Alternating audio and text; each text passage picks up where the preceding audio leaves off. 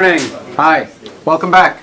So, what we're going to do starting today is we're going to start a new topic that's going to interweave with everything else that we do for the rest of the semester.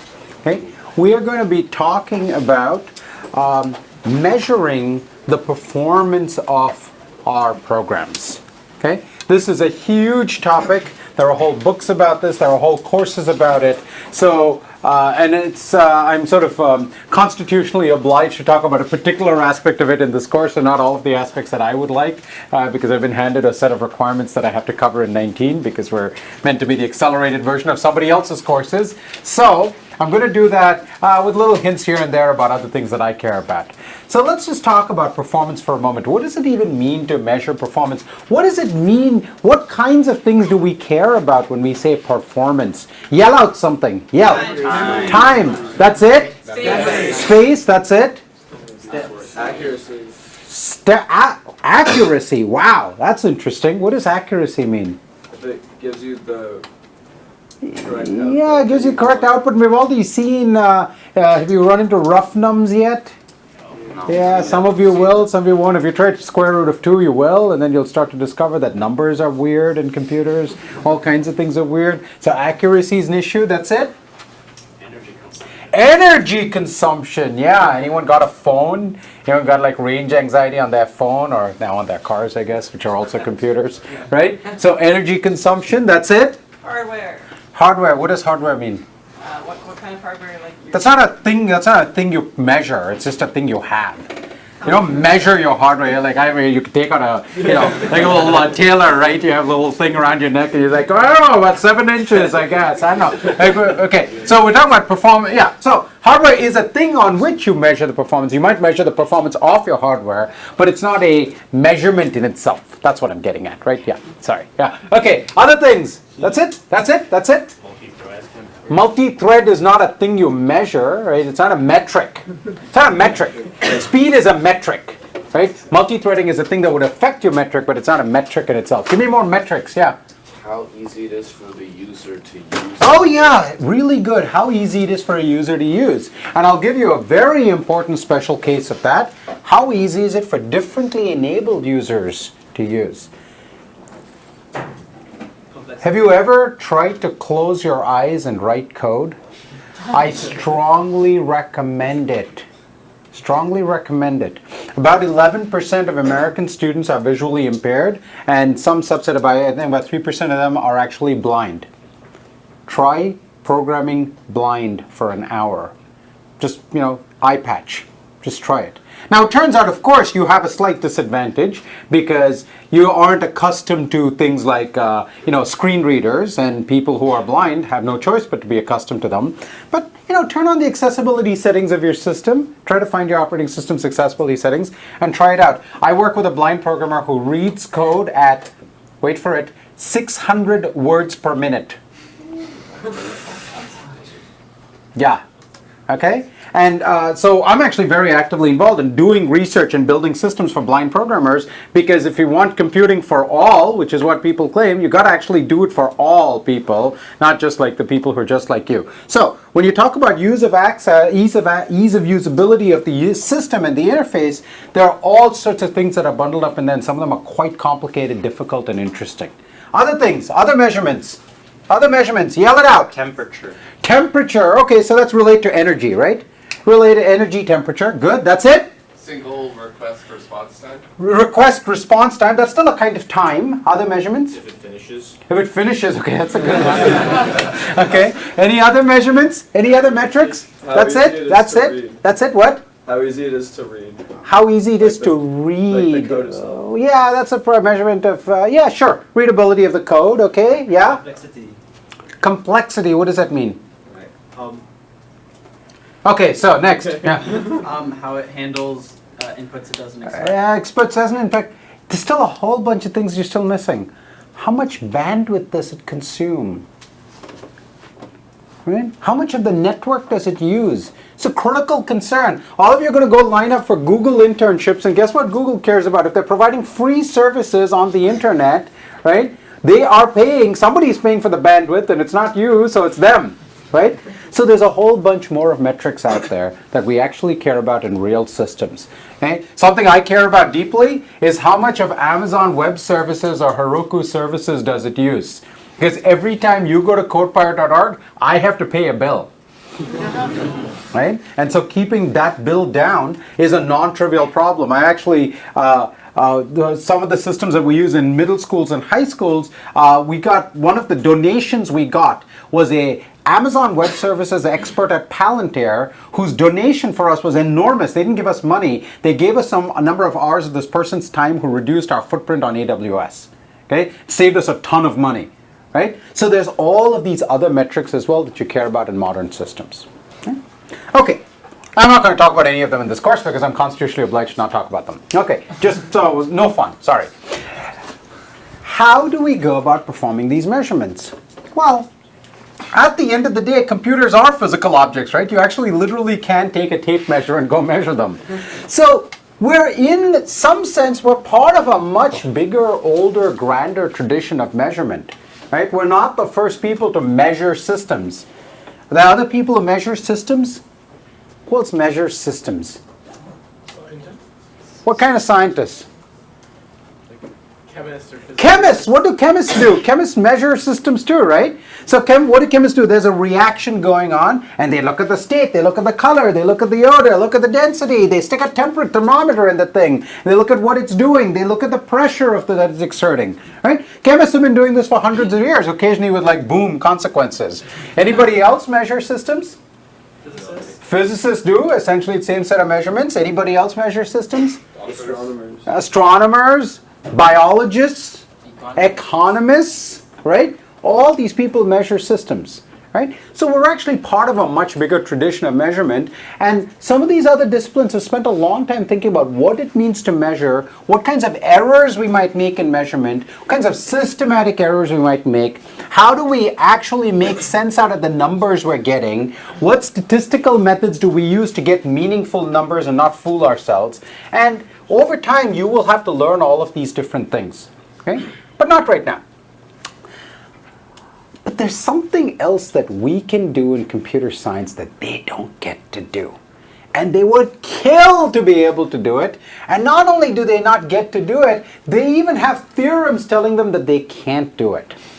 Okay? So we should rebel in that because that's what makes us special. Okay? So when you take a physical system, you take like two particles, right? And you want to measure the gravitational forces between two particles. You did this in high school, right? You learned some G, M squared over something, whatever, something like that, right? So you learned some formula, you learned to plug lots of numbers and it produced meaningless numbers. You got your grades and that's why you're brown. Good, well done. Now, even when you get to three particles, right? It's very hard to come up with a formula. Your schools teach you like a three-particle system as opposed to a two-particle system. It's just one more particle. Why didn't they teach you the formula for that? It's just going to have three inputs rather than two. Not one of you saw a three-particle system formula? Yeah? We saw one where they were all stationary and we had to calculate the force assigned to them. Yeah. Yeah, okay, stationary, but the moment they start moving, like planets, don't sit around, right, waiting for you. It turns out there actually aren't solutions. There's all sorts of systems for which essentially there is no closed form solution. Closed form solution means a plug and chug solution, right? You give it an answer and you don't have to run for a whole bunch of steps. You just like have a formula, you plug in the answer, you plug in the inputs, you get the answer. That is called an analytic solution, as opposed to one where you do some computation and the amount of computation depends on how big your inputs are, okay? An analytic solution. A whole bunch of things don't have analytic solutions. And physicists and chemists would love to, right? They'll say, okay, if we have one particle, we can do this. And it's like an imaginary particle. It's a very hypothetical particle. And you know everything about this particle. And maybe two particles interact. And then that third particle comes along and ruins everything. And then it's really sad, right? So a chemist can tell you a lot about one atom. Right? This whole chart. Any chemistry classroom you go to has a whole chart telling you everything you need to know about one particular atom of a particular element. Right? The moment it becomes a compound or 3 atoms, 4 atoms, it's just all really complicated. Right? We can do better in computer science. we can do better because we have access to the source code. And so the name of the game here is, how can we tell something about the behavior of a system, the prediction about the performance of a system, given just its source code? That's what we're going to do. We're going to do it over and over again this semester. Now, like I said, there are lots of ways to measure systems, lots of different scopes we could use, right? Lots of metrics, speed, space, how much network bandwidth does it use, how much energy does it consume, etc., etc. For this course, we're going to do only one of those, and that thing is going to be the running time, so speed of the system. That's the only one we will get to do in 19, but I want you to be aware that there are many, many more things we care about. Okay? Good? All right. So let's think for a moment. So we're going to do performance measurements of, analytic performance measurements of, let's just say functions for now, right? Over the course of the semester, we'll expand out to bigger things. So we're going to have a function. And so let's say I have a function like length, okay? So length takes a list of some type t, and it produces a number, right? Yep. Well, you can all write this in your sleep, right? You can all have your roommate wake you up 45 minutes after you went to sleep and say, write length, and you can do it right away correctly and perfectly within like 3 minutes. Yes? Yes. Have your roommate make sure you can do that, okay? Like administer that test. Whatever time it is you go to sleep. I was going to say 2 a.m., but most of you are probably up at 2 a.m. If you're not, that's good. Well done. You're doing college right. Okay, so you can write this length function. So what we want to know is, how do we talk about the performance of length? How do we talk about the speed of length? Okay? As you might guess, I'm going to ask you, even before we write an example, we should write down a signature, a contract, a type. What is the type of the answer? If I ask you, what is the performance of length? What kind of thing should you be giving me as an answer? Is that a number? What number shall we give? What number is the performance of length? 78? Is that a good number? Yeah? Everyone happy with 78? I mean, if you just pick the right unit system, it's always right? Okay, great. So we've agreed on 78. What unit system? Dead silence now. Moles. When in doubt, moles, right? Okay.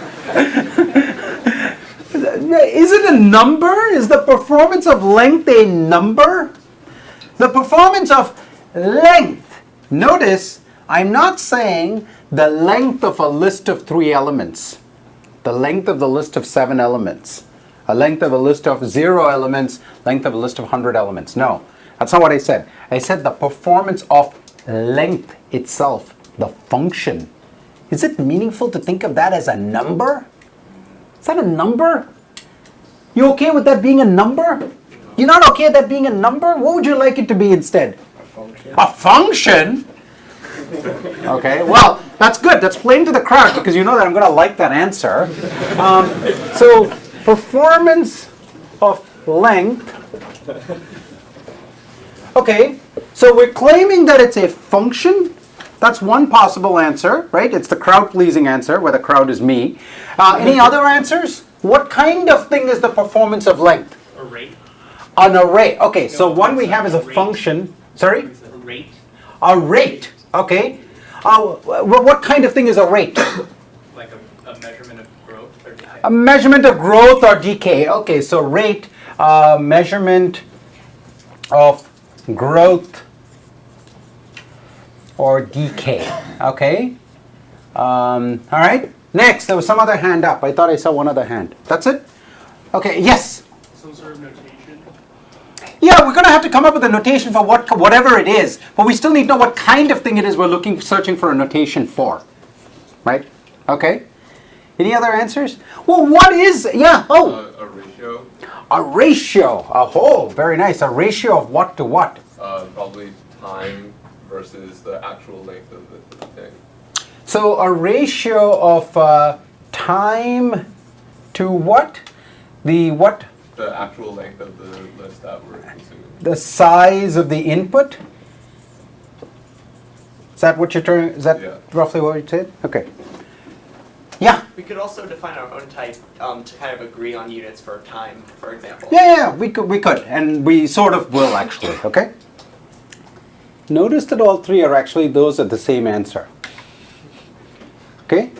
They're refinements because what is this? Ultimately, this is, give me the size of the input and I'll tell you how long it takes. Right? What is a rate? Well, you give me the size of the input and I'll tell you how much it decays or grows. And so they're all the same kind of answer. They're all functions. Okay? So the way we are going to express the running time of a piece of code, in this case for now a function, is itself going to be a function. It is going to take as input the size of the input. It is going to produce as output how long it took. Okay? So the performance of length is going to be a function from some sort of size, so number of elements in the input, right? So the size of that thing, okay, to number of steps. Okay? I haven't told you what a step is, but intuitively you have some idea, and we'll make that more precise. Okay. So what this is it's a function from numbers to numbers. Okay, but it's a little tricky because this number over here is not related to this number over here, right? This number over here is what is the actual length of this particular list. This number here is how many steps did length take to produce that answer. Subtle, I know. Okay. There's a chapter in the textbook on this. There's actually a nice little anecdote based on a past student in the course, so that alone should be hopefully some motivation for you to read it. But I'm going to want you to read this because you want to read this a few times to really get the hang of this. Okay? Even worse, if you had high school CS and you saw some of this stuff, I'm going to bet you never really understood what was going on, but you got very good at manipulating symbols, right? So it's going to matter this semester that you actually understand what we're doing because things will get difficult. Okay? So we're going to express the performance of a piece of code, in this case of a function, as a function that says, given an input of this size, how many steps did it take to produce its answer? Does that make sense? Good? Questions about that? Okay. Yeah? Does a function like map count as one step or multiple steps? Well, map is so it's going to take a function from A to B. It's going to take a list of A. It's going to produce a list of B, right? So we're going to say that given a length of this size and given some performance indication of how the A to B function works, how long does it take to produce this list of B? Okay? And that's not going to be one step. Right? It's going to take a while to go over the list and do its job. Okay. So far, so good? Good? All right. So let's do this. Let's actually write out length. Everybody, 30 seconds, go.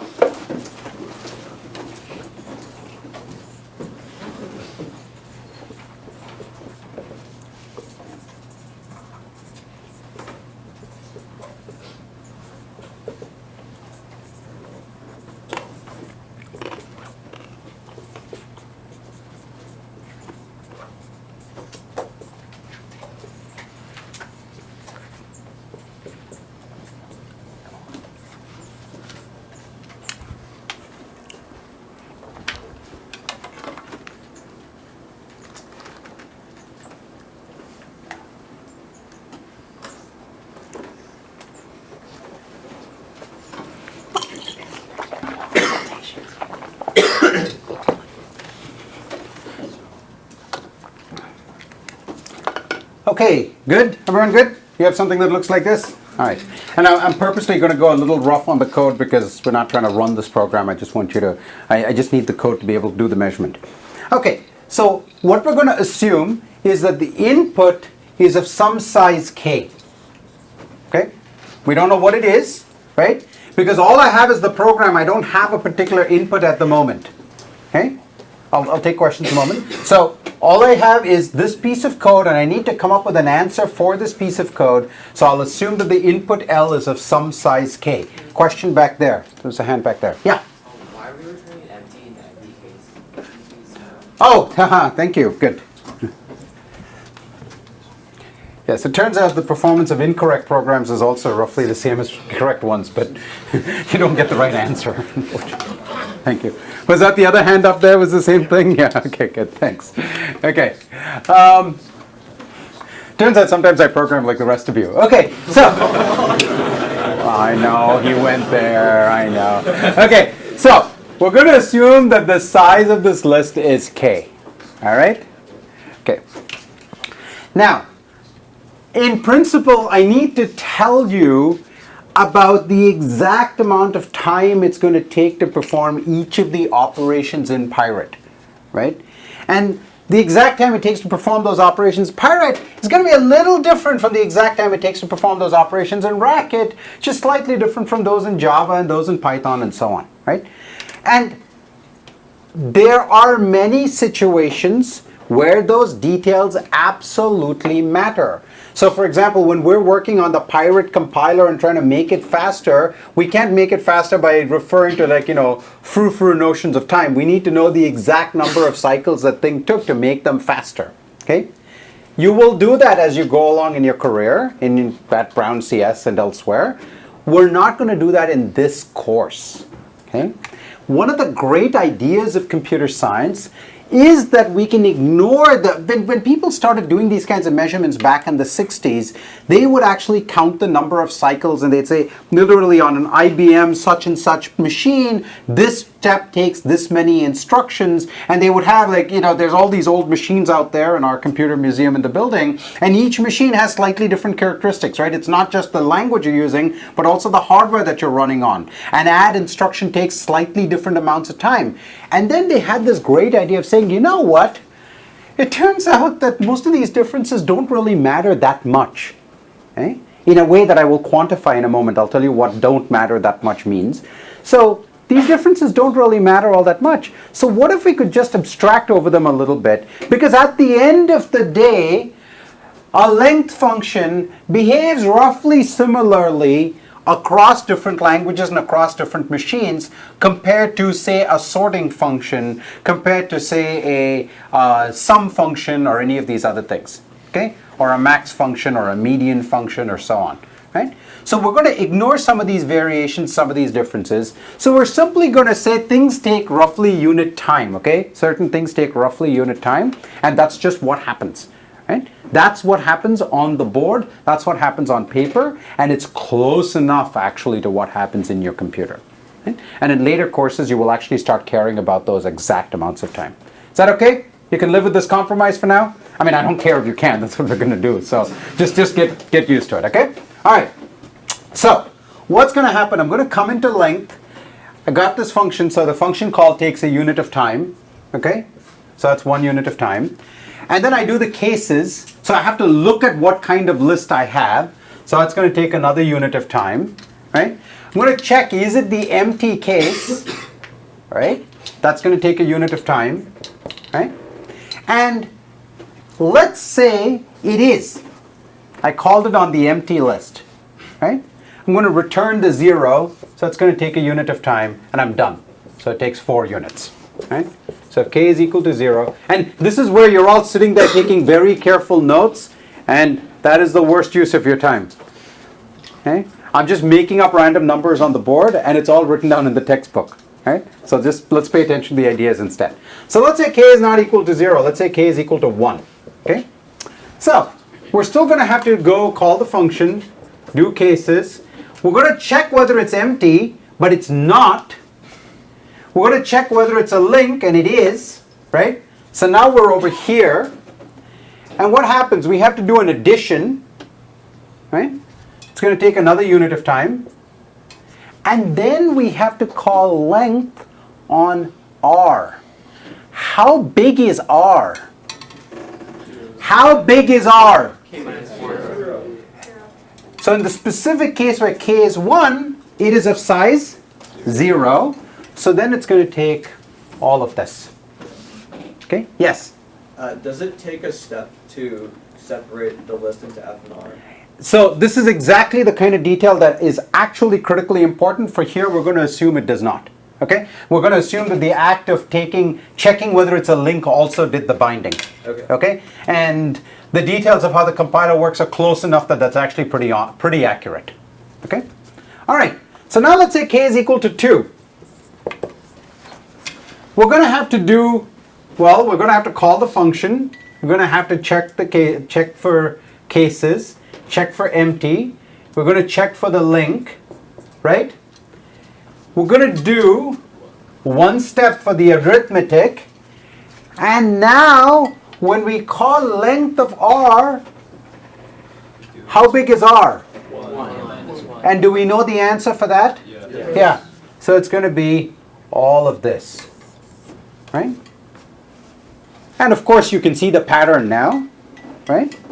So in general, what's going to happen is it's going to take 1, 2, 3, 4, 5. It's going to take 5 steps, okay? Times what? K. Plus 4. 4. Okay? Could you decrease the number of steps by just switching where the empty and link were? You could, and it would totally be a waste of your time for reasons that will become clear in about 5 minutes. Okay? Good. Yeah. And actually, in practice, no. Because I'm not telling you exactly how it's implemented. In the implementation, it wouldn't make a difference, really. So, yeah. Okay. So, and it's also depends on, it depends on exact compiler issues and, yeah. Right? Yeah. So, what do we have here? We have a function, okay? Its parameter is k, and its response is, given a k, it gives me 5k plus 4, right? Do we have a name for this function? Let me ask you this. What does that function represent? Think about it for a moment. Talk to your neighbor, introduce yourself to your neighbor, talk to your neighbor, and come back and give me like a really articulate, Ivy League students, right? So I'm expecting like a really articulate statement about what that function represents. Talk to your neighbors. Go. 30 seconds.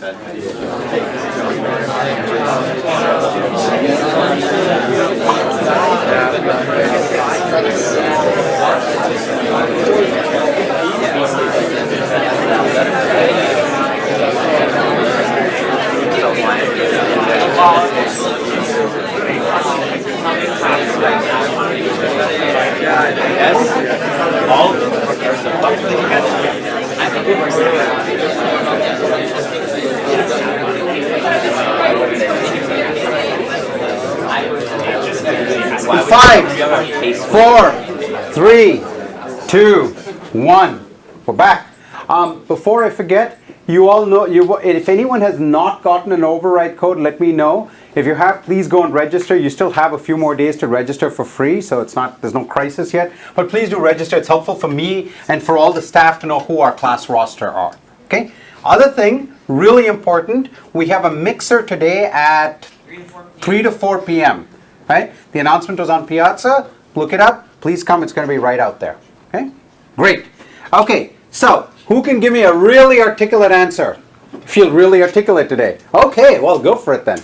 A linear function with a rising. I don't know what that word means. Is it articulate?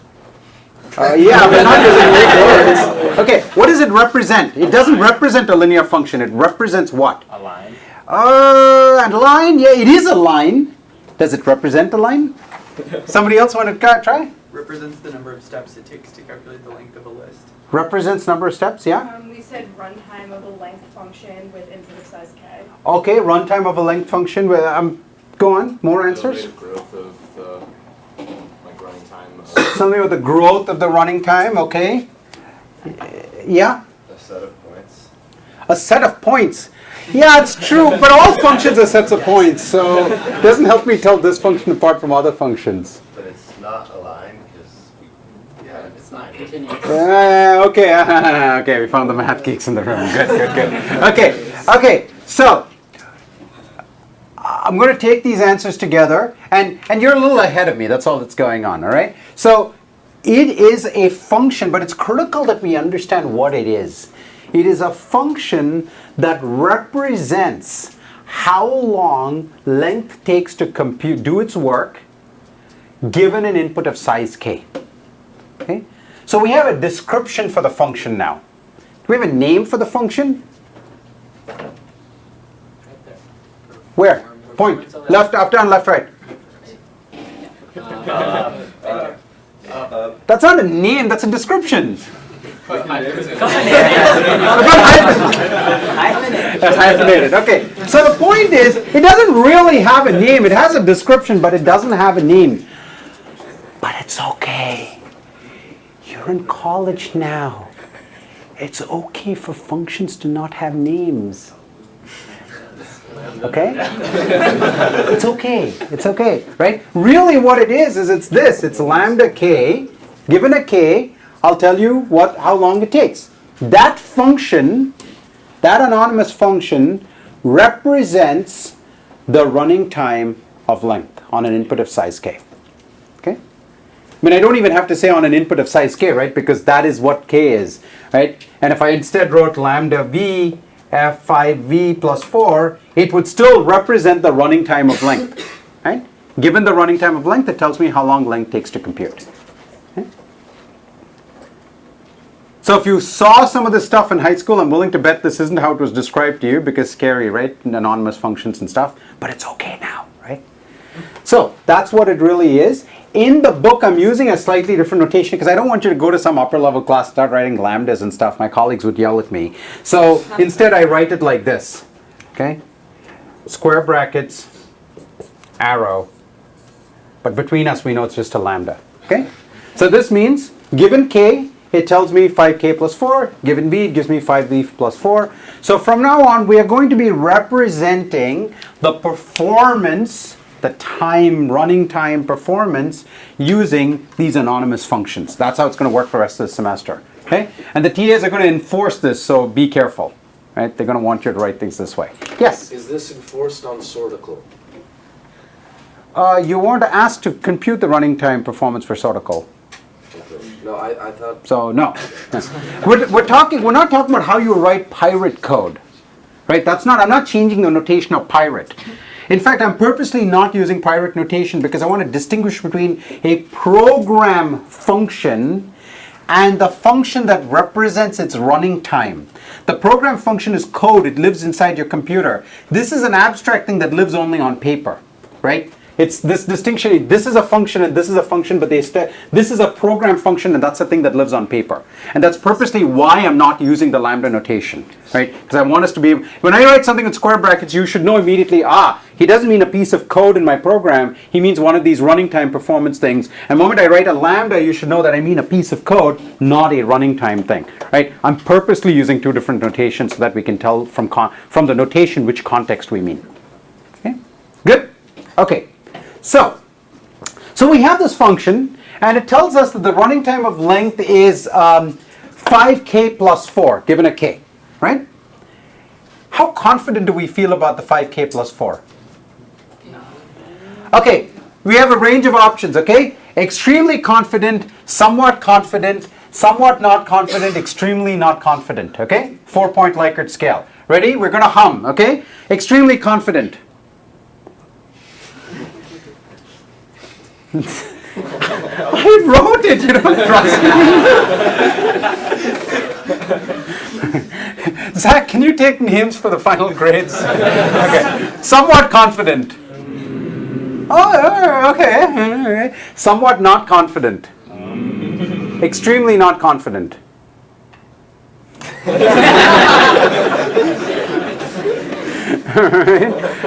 Why are you somewhat not confident? Yeah, well, so new faces, new hands. Yes, why are you somewhat not confident? Numbers of steps are arbitrary. Ah, the numbers of steps are arbitrary. Well, they weren't completely, I mean, I gave them to you, but what do you, so say what you mean by that. Well, it just gives us the order of magnitude of the numbers. So it's like, it's in fact, I explicitly said, is it 1? Well, maybe it's like 1.1 instead, right? Or maybe it's 0.9. We sort of rounded off everything to 1, right? But that should make you somewhat confident, not somewhat not confident. So it sounds like some of you are even more negative than that. Where's the extra negativity coming from? Well, it's that, but it's the chance that you actually got every single one of those little decisions right. Ah, okay, So okay, good. Oh, so there's an extra thing there. So let me assure you that that part I did get. Okay? I mean, you just have to take it on faith. And it's actually true, right? I mean, you know, somebody asked, what about the F and the R part? And I said, oh, don't worry, it's mixed in there. Trust me that the parts I didn't talk about don't need to be talked about. Okay? Just take that on faith from somebody who's written several compilers, so a reasonably accurate idea that I have what's going on inside, right? So that part you should not worry. I mean, in some sense, that kind of skepticism is always healthy because it's always the case. Let's assume that that's not the case. Okay? Now, does that change anybody's vote? You're all still voting somewhat not confident? Yeah? Changes your vote. Okay? So any other somewhat not confidence, and tell me why. So I just have a question. Yeah. So are we making our thing based on the assumption that like the numbers we got there are correct for those examples? Like for those K values? Yeah, I guess I don't quite understand your question. Because it seems like most of the people that like had apprehensions were saying like they weren't sure whether it was exactly 4 or exactly 9. Yeah. So that part we assuming agree. that's So right. everybody nobody is feeling good about the 5s and 4s here, right? Okay. That's my general sense. Nobody's feeling good about the 5s and 4s. But are you okay with the general structure of this thing? Yeah. Are we sure that like every single step takes the same amount of time? Yeah, that part we're not sure about, right? That's why the 5 and 4 part is a little fishy, right? Everyone's a little apprehensive. Nobody should be overly confident. So the 5-4 is fishy, but the general structure of this, do people disagree with?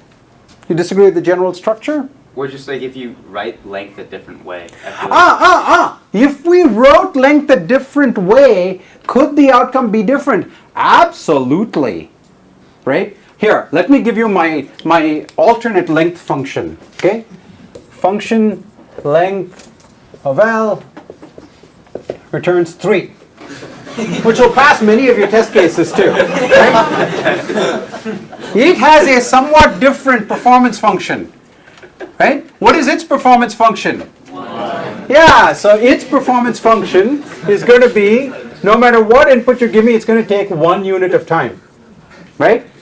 So, absolutely, we're not talking about the Platonic notion of length, and this is an important detail, because in fact, over the course of the semester, we are going to see multiple times, in fact, starting with next class, where we have multiple ways of doing the same operations, and they will have different performance characteristics, and that's in fact going to be half the point of this course. Okay? Yeah. Other questions? Yeah. Would like, if you were able to get the memory addresses and like subtract them to find the length of a list, would that be like a running time of 1 as well? Well, we haven't seen that code on the board, so I don't even want to talk about it. It's not a piece of code I have on the board. Right? I want to talk about the piece of code I have on the board because the analysis was done for this piece of code. Right? It would actually take the same time, but yeah, because that's what's happening inside the computer. But it's not what we're talking about. Right? We're talking about this implementation. Yeah. I mean, you might be facetious, but can we define a step? Like what that means? Yeah, I'm just going to say we know roughly what a step is. It's what I tell you a step is. Right? Yeah. Definition by Sriram. Done. Okay? Okay, so what you should feel is fairly confident in the general structure of this function here, but pretty uncomfortable with the specific details of the 5s and the 4s. Okay? Because that's like, we kind of made up numbers, kind of glossed over a bunch of details, and that part should make you uncomfortable. Okay? So as people started to write down these analytic formulas, they started to feel the sense of discomfort because we're writing this extremely precise formula over pretty approximate things, right? This is completely fake precision, right? That 4 there, could it be 4.5? Who knows? So what they said is, let's do this. Let's invent a precise way to not worry about the details.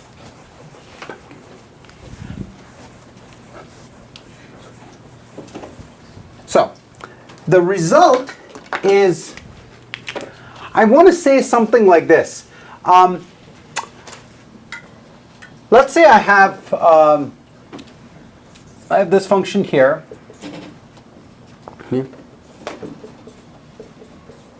Right?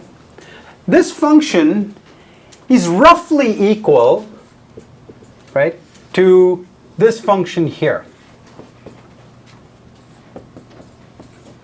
For all intents and purposes, we want to think of them as roughly the same sort of function. Okay? In fact, this is also roughly equal to this function over here. Right? So this is the essence of the function, and everything else is like superfluous detail. Right? But are they equal? No. What does function equality mean? If I say function f is equal to function g, how would you define function equality? Math geeks, this is your chance to shine. Anyone wants new hands? Any new hands? New hands, new hands, new hands, new hands, new hands, new hands, yeah. For every input, it produces the same. For every input, it has to produce exactly the same output. That's what it means for two functions to be equal, right? That is literally what it means for two functions to be equal. And by that measure, none of these functions are equal to each other, okay? In fact, what they said is, look, there's actually a few different notions of comparison we might want. We might want to define equality, we might want to define less than, we might want to define greater than, right?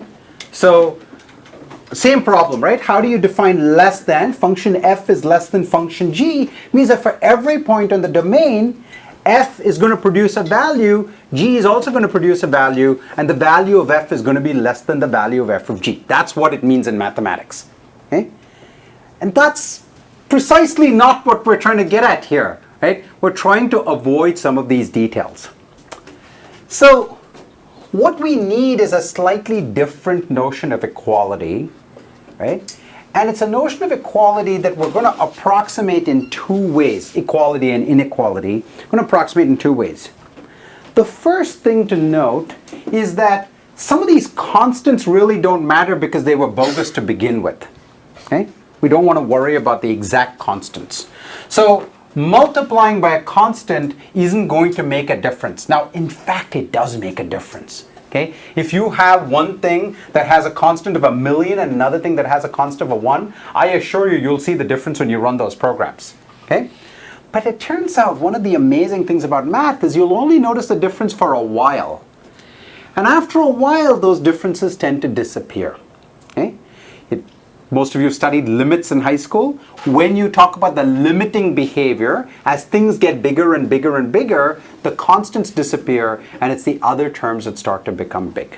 Right? This is just a fact of mathematics. And in the book, I give you some graphs to show you how this works. Okay? I don't want to spend time drawing graphs right now, but I show this in the book. Okay? So, what we need is a definition of equality or less thanness that takes that into account. Okay? We want to not worry about constants, and we don't want to worry about the behavior at sort of in the beginning of the range, because what matters is as inputs get big, right? And inputs are small, we don't really care about the performance of our programs that much. But inputs get big, we really do care. What's a big input? What's the biggest test case you ever wrote in high school? You didn't even write test cases in high school. What is the biggest test case you wrote in college? 7 elements? 8 elements? What's happening in Sortical? Something funny happening, right? How big are your inputs now? How big are your inputs? 50. You are writing programs to generate inputs, so you can make them kind of big, right? 1,000 elements, right? Well, as you may have heard, there's a lot more data than that in the world, right? Back when I worked in computational biology, we would get DNA sequences. DNA sequences are not small, right? And that's one person. Well, now you get DNA sequences for populations, or you get these data sets that were like an entire village or something, right? And all of their DNA sequences, well, that's now getting pretty darn big, right? And now we have data that are produced by programs.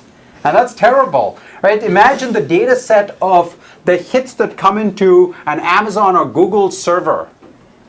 Some of you might go do something in a summer where what you do is you analyze those log files. Okay? Those log files, we've had to build entire new storage systems just to store the damn things, forget processing them, right? And entirely new programming frameworks for processing them, which you'll get a little preview of later this semester because you'll build one yourself. Anyway, so we are talking now about huge inputs, okay?